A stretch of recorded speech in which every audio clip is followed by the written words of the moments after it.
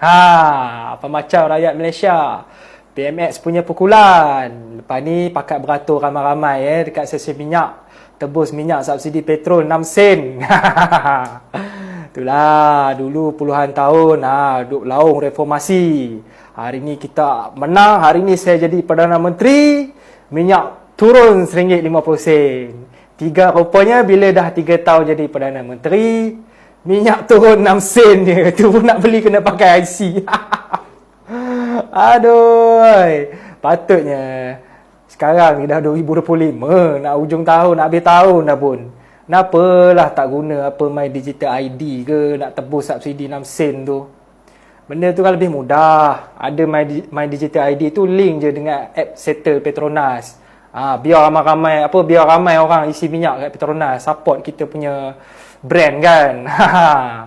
Ni tak. Menyusahkan pula orang beratur panjang-panjang. Kena pula sistem offline ke apa kan. Dah tak dapat tebus subsidi. Lepas ni pula adalah walaupun 20 sen. Yang hidup merempat, kerja jadi saitro, puji kerajaan. Katanya, inilah salah satu bukti kerajaan kita nak perang golongan maha kaya. Hei, Barwa, ni aku nak bagi tahu kau ni. Kau punya bangang kau tu, kau simpan sikit.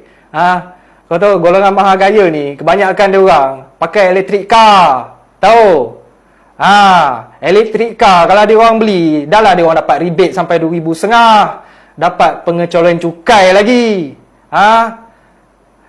Road tax pun tak bayar-bayar tau. Itulah kau. Menjilat sangat sampai berlendir kau menjilat. Tu ada orang cakap nak jadi walanon ni wajib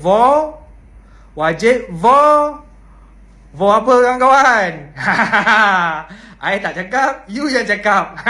Betul lah.